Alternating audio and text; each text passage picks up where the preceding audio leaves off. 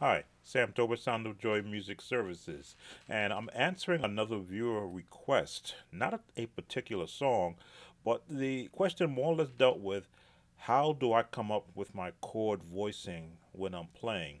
So I'm going to give you an approach that I sort of grew up with as a young instrumentalist in an actual uh, jazz band in high school. So everybody learns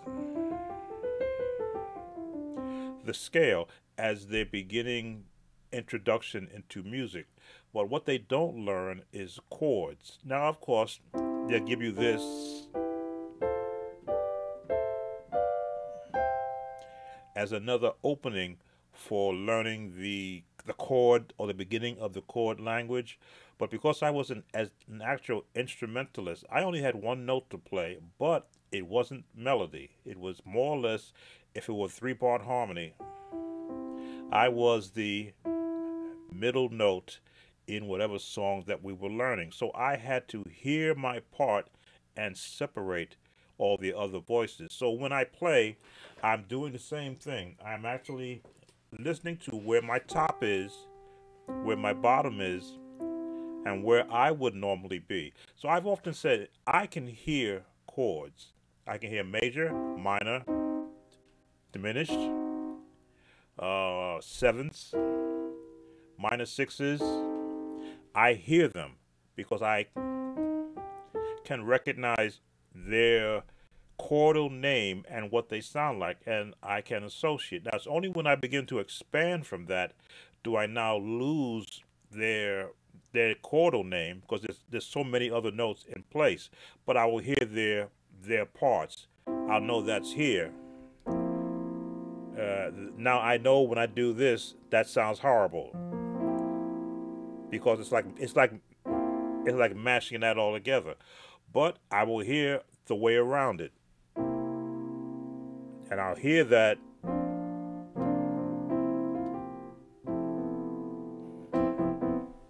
I hear the clashing of all of those notes together, and then I begin to remove notes that clash.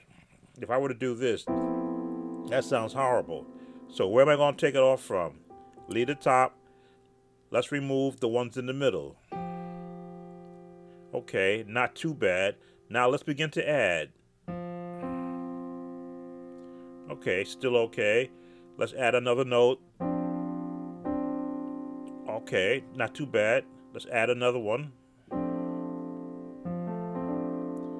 Not bad. Ah, that's the note clashing. So I can hear clashing chords and based upon when I'm actually playing them. And I'll look down at the keyboard and I'll go, okay, I hear a note in this wrong place or it shouldn't be there. Now, I'll use this change all the time. By itself,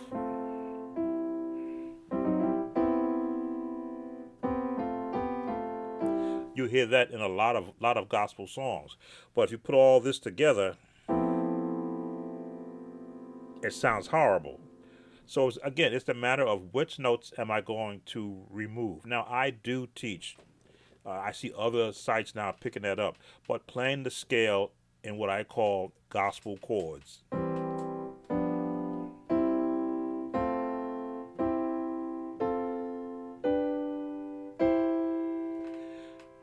That's like a choir voicing chord wise, but it gives me a home place to start where if I hear an off chord, I know I can play an actual home chord. So if I were to, and I'll use the children's song, Twinkle Twinkle Little Star,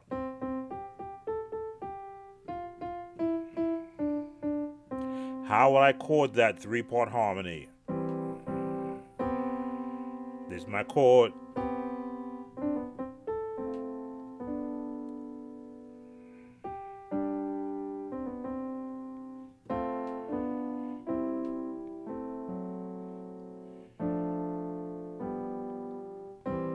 Now, not quite three-part harmony, but because I began to hear the other chords around there, it came natural for me to go and bring them in to help fill out the chords around the melody. If I were just going to do melody and no chords, let me see.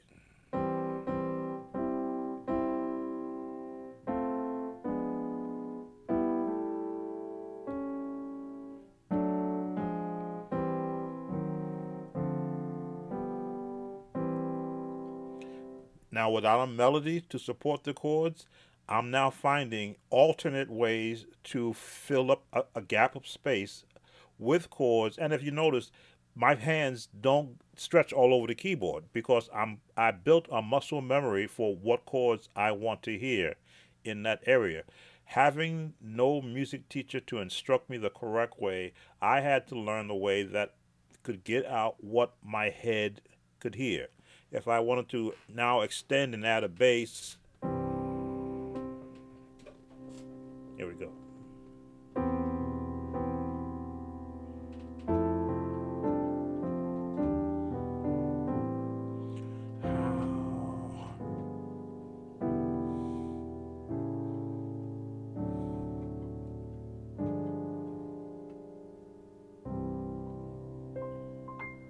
So now I am finishing out the entire piece. Now I can still keep it.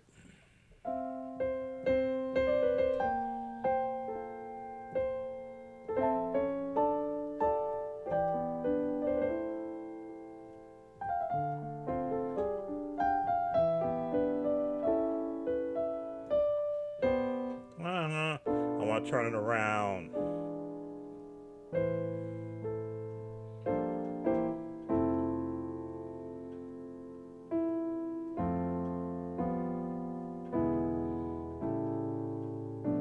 Now I'm just adding a style. I'm adding another style to give give that melody another way to actually repeat itself with some actual musical interlude in the back. And the chords are chords I've heard used in, I can't even count how many songs, movie themes, commercial jingles. Wherever I can hear a chord somewhere, I will learn it, store it in my head, and when needed, research it, as they say, like a computer in my actual storage bank, and then pull it out. So I think melody and chords at the same time. The melody again is letting me know where my highest note is, makes the song recognizable, and then the chords support whatever the melody is doing. Now there are times that I get the chords wrong. I'll sit there and I'll go, sorry about that. Nope. No. No. And I will get lost trying to find another way to support the melody, which is why I said you have the home chords. You have the, what I call the circle of fourths in chords. Let me see.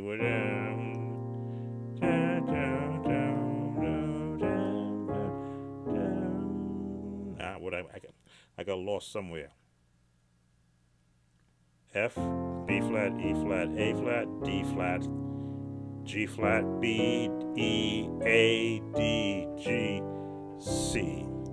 So I just went through a whole, what we call this, the circle of fourths, where I can go and find chords that in different keys that can support what I want to do melody-wise. Now, am I always going to use a circle of fourths? No. But if I needed to, I know that that's another reference point to help me find a particular chord. So if I'm in this chord and I want to get to, if I'm in C and I want to get to B flat, I know the easiest way to get to B flat is to go to the circle of fours and go to F.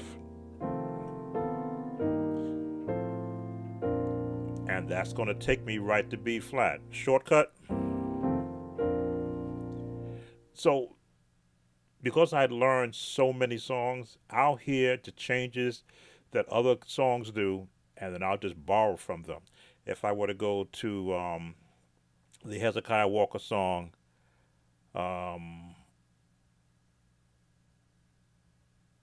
I can't think of the song now. I got the melody in my head.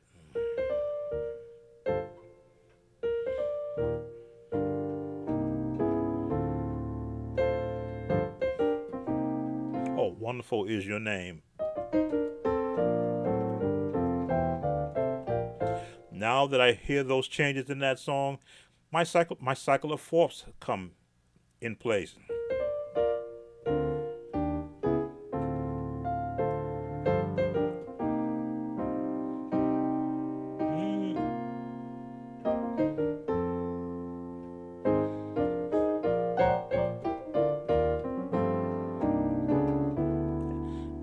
Mm, bum, bum, bum.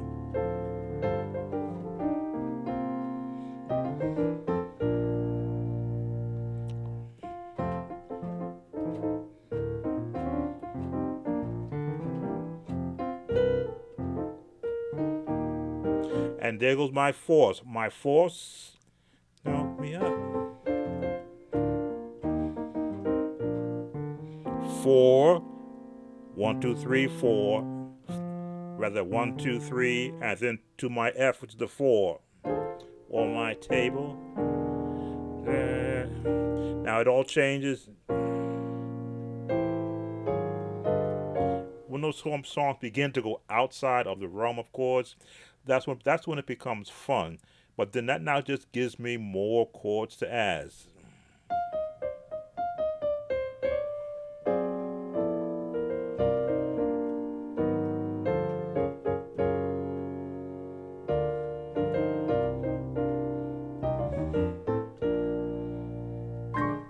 So learn as many songs as you possibly can. Learn the chords that are in those songs, and then try to apply them to just about every song that you currently play. I make it a habit to listen to other streams of churches on Sunday, and I'm listening to the organist to see what songs they're playing, how close they are to the actual melody of the song, and what chords that they're using. So I may be coming up with another series, maybe in 2023, where I'm going to make a listing of the common songs that I hear being played, and offer a series of you can also play it this way. I hope I answered your question. If I didn't, please like, share, and of course leave your comments. You give me ideas of what I can offer to the music community. Take care now. Be blessed.